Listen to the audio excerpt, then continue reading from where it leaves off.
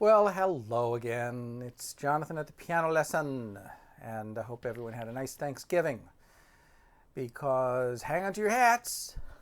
It's going to be Christmas soon. Oh my goodness.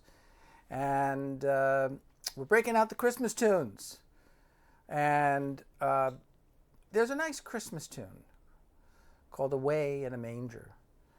And I was teaching this the other day to a student and remarking again at not only how beautiful it was, but how it really outlined the major scale. The melody outlined the major scale.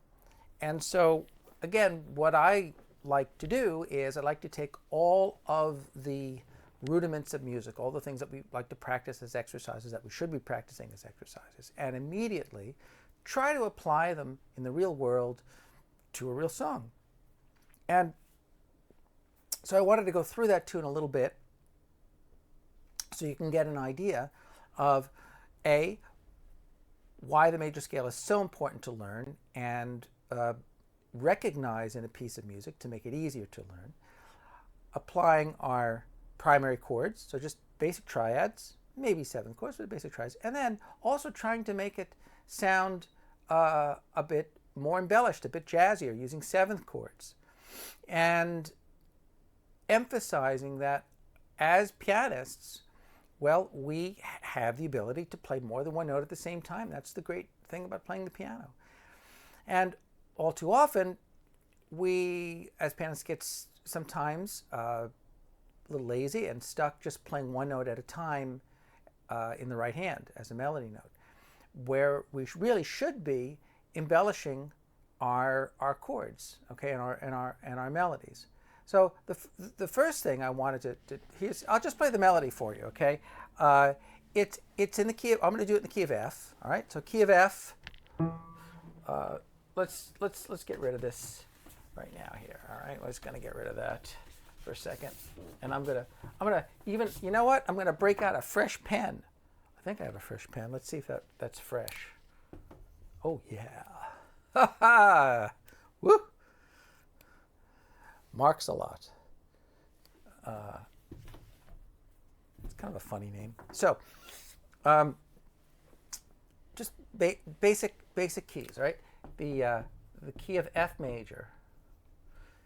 Whoever can read that is a better man than I am. Let's write a little neater, okay? The key of F, and when you know it's major. So it's 1 flat, right? It's B flat, okay? And our notes are, so, all right, yeah, F, G, A, B flat, C, tiny little C. Isn't that cute? Why don't I just write a better staff? Good gravy. Okay, that's a little better. F, G, A, B, flat. That's in the key signature, right? Key signature. C, D, E, and F. Okay, so there's our major scale. And by the way, you know, again, notation, right? Space line, space line, space line, right? That's every scale pretty much, right? Those are all based on steps. So this is the major scale. And along with that, right, we can play the scale starting on, let's say, not just the first degree of the scale, right? You can start on the 3rd note, which is A, okay, A. Why don't I just write that right on the space there? I'll write it right on the space, okay? Write it A. So A, we would call that a Phrygian mode if it were in another context, but it's the scale, okay, framed. And then the C, we would call that the Mixolydian mode, right? And here's the melody, all right? Using that F major scale, reframed C to C, right? In effect, in Mixolydian mode, with these terms that we use, these Greek modes, right? They're helpful because they allow us to discuss scales within different contexts. We're really not playing in the key of C Mixolydian, okay, but kind of within the context of F. So here's our song. Away in a manger, no room for a bed. I don't know all the lyrics.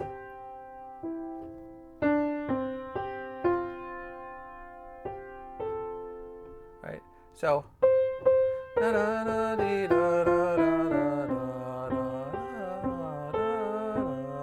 goes up to the dominant. Let me play it a little bit better. Away in a manger. Look at that, just that's major scale.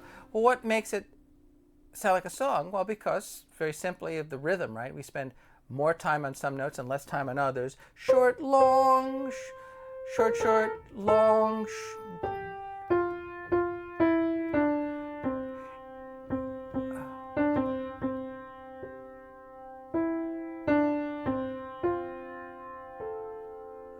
And listen to how that melody outlines the F chord. Dee, da, da, dee. By the way, dynamics. If you're piano players, and all instruments, but particularly piano players, right? We crescendo when we get lower and decrescendo when we get higher. And you listen to the end of the note and you determine the dynamics that way. Loud, less, less, least. And you can pedal with your fingers, right? Not playing, you know, just disconnected notes, right? But every note relates to every other note using dynamics. So when we play the piano, we have no control over the decay, right? We have a control to the extent that we have control over the attack, right? So if we play louder, then we'll hopefully have more tone over a longer period of time. But beyond that, we can't make a crescendo on like a clarinet or a violin, right? We can't do that. But making the end of one note relate to the beginning of the next. Crescendo, just connecting the notes. Major chord, C, F, F.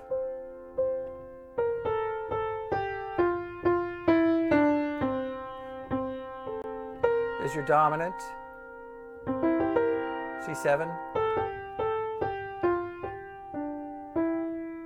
Right. So here's the song, just using our primary chords. What are our primary chords again? The key of F. Key of F. Well, 1, 4, and 5, or maybe 5, 7. So F, B flat, and C, or maybe C7, right? And we all want to be able to practice those. 1, 4, 1, 5, 1, and first inversion. 1, 4, 1, 5, 1, and second inversion.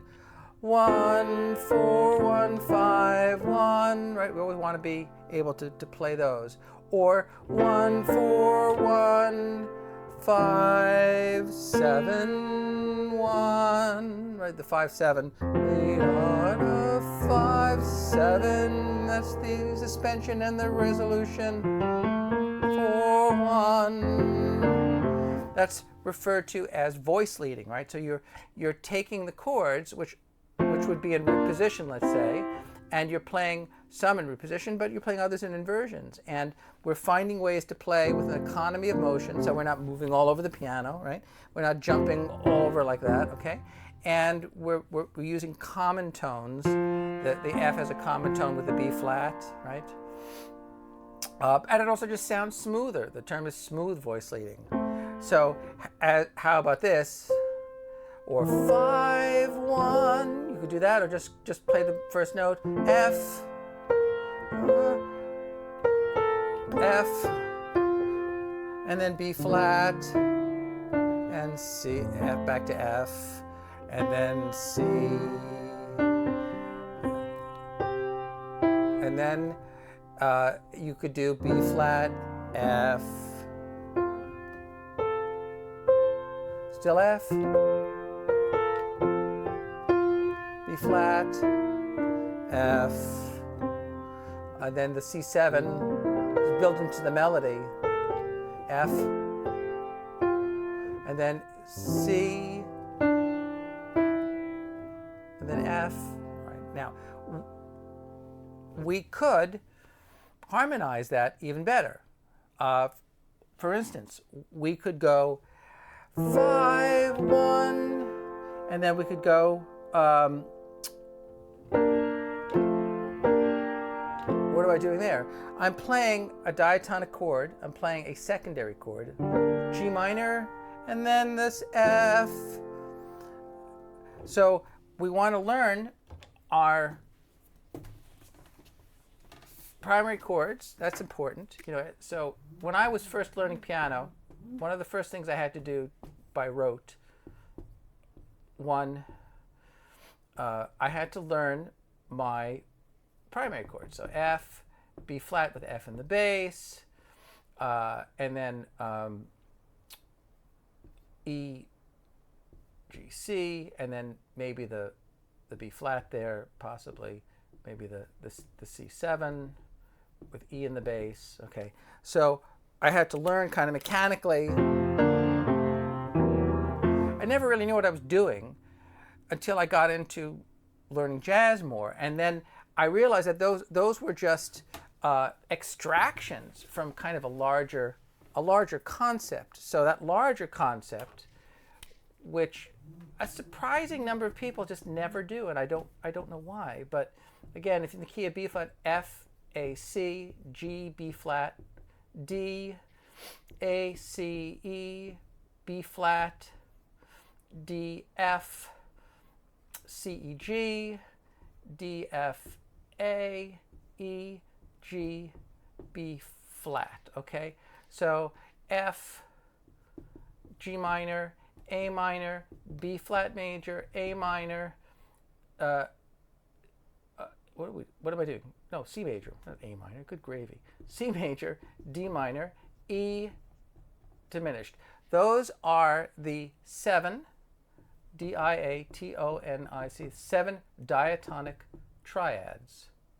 Right? Tri meaning 3, the 3-note chords. The 7 diatonic triads in the key of F. So I'm playing the scale once, twice, 3 times, simultaneously going up the scale. And we should be able to do that in every key and take each chord and create inversions of that. G minor, A minor, both hands, B flat major, C major, right? D minor. And you could also play broken chords, E diminished.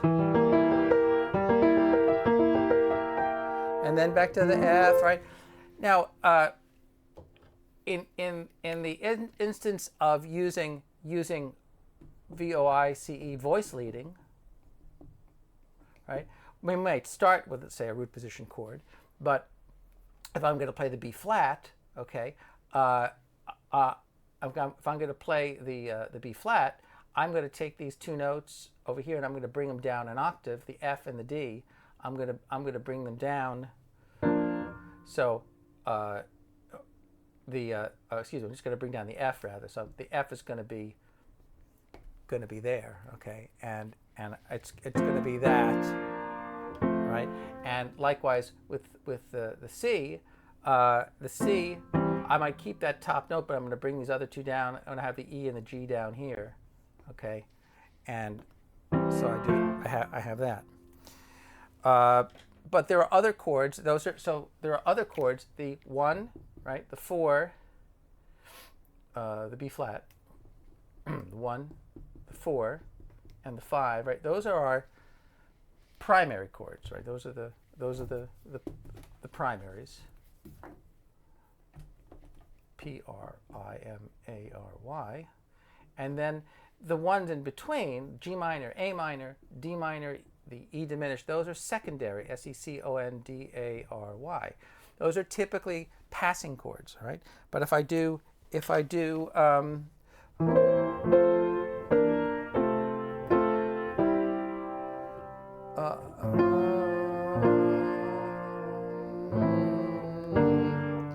That was all mostly passing chords. 4, 3, 2, 1. The other way to do it, maybe 4, 5, 4, 1. That's a little churchier, okay? And frankly, I like that a little bit better than the.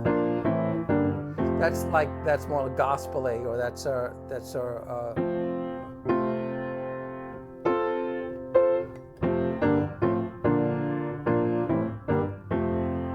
Lean on me. That's the kind of the pattern. We can also add seventh chords. Okay, so we add one more note, right? And rather than having diatonic triads, we now have diatonic seventh chords just by adding that one more note to the formula there. Okay, and all right, so we're adding one more note. So now, instead of F, we have F major 7, G minor 7, A minor 7, B flat major 7, C7, D minor 7, E minor 7, flat 5, and then F major 7. Let me just show you what that looks like from above again. F major 7, G minor 7, A minor 7, B flat major 7, C7, D minor 7, E minor 7, flat 5, right? Our triads were just 3 notes. F major, G minor, A minor, B flat major, C major, D minor, E diminished, right? And our scale, starting on the 3rd, and then starting on the 5th, and our melody. By the way, notice when I repeat a note, I very often change my finger, and I keep the key down when I repeat the note. I don't have a space in between.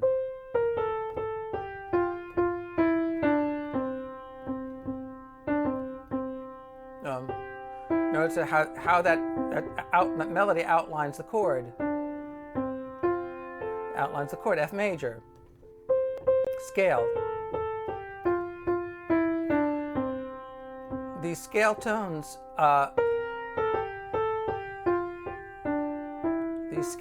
really are these passing tones. You could use passing chords. That's 4. We could do that. 1, 4, 1, 1, 5, 1, 4, 5, 4, 1. That's very churchy. Or 5, 1, 2, 1. And if you repeat the chord, you might do something different. Something more colorful, maybe.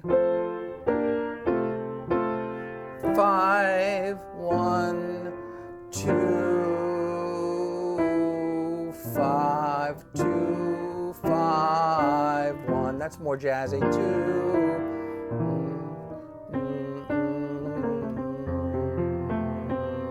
And you could do all kinds of crazy chords. You could do a suspension to an 11. That's a nice chord. C in the bass, D, F, B flat, C. It's an exciting sound. It's the 9th and the 11th.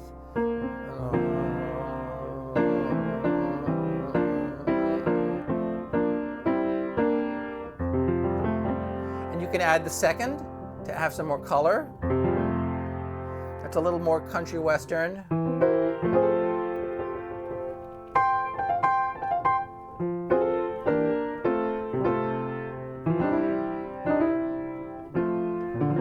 There's your 2nd C.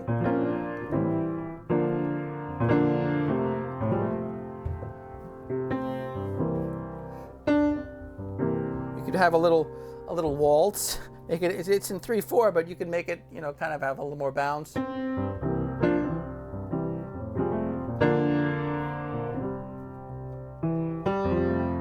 Almost make it sound like a country western tune.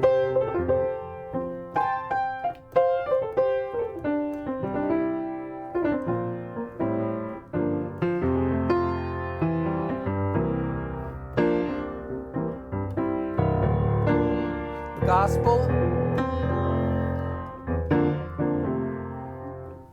just how you stylize the tune, right? You can kind of take it in different directions, all right? But you see where I'm headed with that. So going down the scale. Now watch this, seventh chord, diatonic seventh chord. So if I take the F major 7, F-A-C-E, all right, and I play it in second inversion, second inversion. So same chord, just in second inversion, C in the bass. Okay, that has a very kind of Charlie Brown Christmas sound to it. It's kind of G minor, F major 7 in first inversion.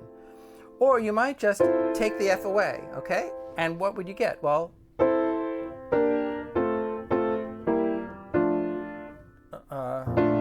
I play the B flat on the bass. That's B flat major 7.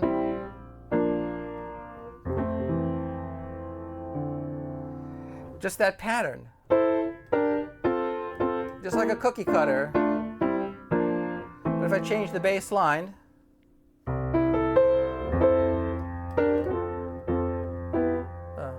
flat in the bass,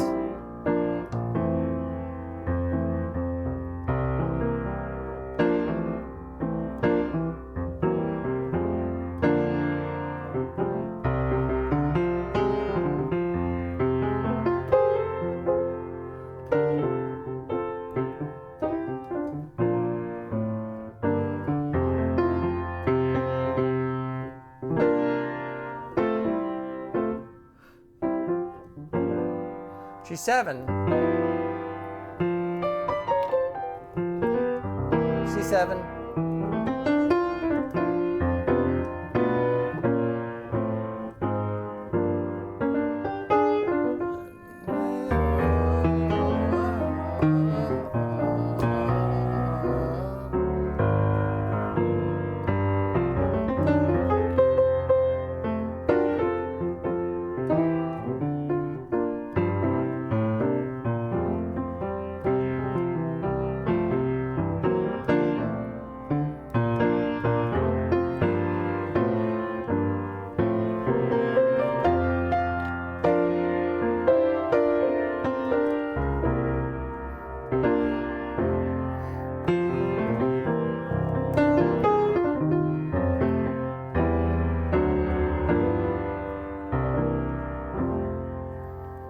So there's a direction you can kind of take the tune. A little more gospel, a little more blues, a little more jazz, but just kind of showing you, all of that work that we do, learning scales and learning chords and learning diatonic chords, it really pays off in the end because it'll give you some freedom. It'll give you some, fluidity, so you can kind of relax and try some other things, embellish the tune. It's very rare that we come across an arrangement. If you read music, some people read music, some people don't. Some people read lead sheets, chord charts. Some people read full scores. It doesn't matter. Some people just totally play by ear. I mean, it's all good, as the kids say. But being able to add something of your own into the mix is what it's all about. So again, learning all your scales, right? Learning your triads, diatonic triads, and in all inversions, each chord, right? And then seventh chords, and learning each one in inversions. If you have 4 notes in the chord, you have a root position chord plus 3 inversions. So there's 4 different ways to play that chord. Not to mention that, again, if you try playing that chord in closed position and down low in the piano, it's not going to sound real nice. So you take the 2 middle notes out, put them up here. Now you have an open voiced chord, F, E, A, D, instead of F, A, C. What did I say? Yeah, F, E, A, C instead of F, A, C, E, right? That's kind of muddy. Right? Or just 10th, low 10th down here.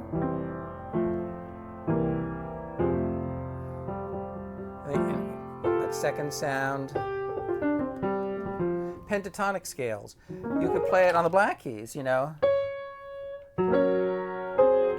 What am I doing here?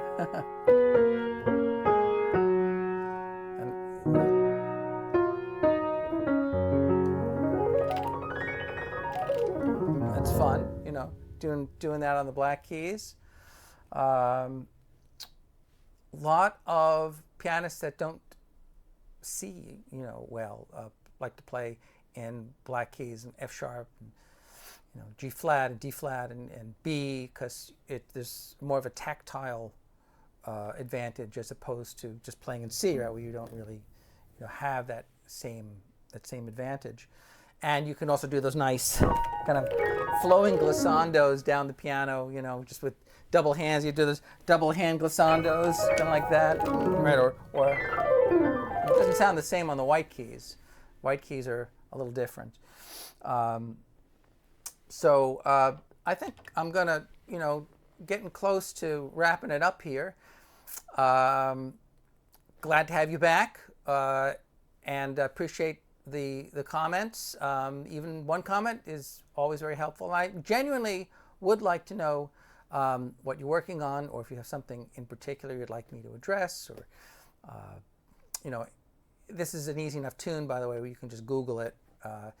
I actually found it in a book of a fake book, a jazz Christmas fake book with a million tunes on the internet, and I can direct you towards that if you're interested. But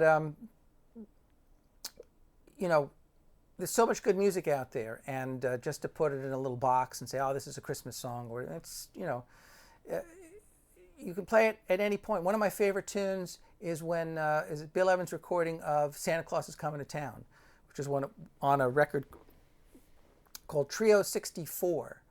And I see this Paul Motian is playing drums, and Gary Peacock's playing bass. And I think it is pronounced Motian. It's not pronounced motion, although it kind of looks like that. But and he's playing Santa Claus is Coming to Town. I think he's playing in C. So you could kind of check that out. Alrighty, well, this is Jonathan again at the piano lesson, about to sign off, and hope you guys have a great week, and we'll see you next time. Okay, bye-bye.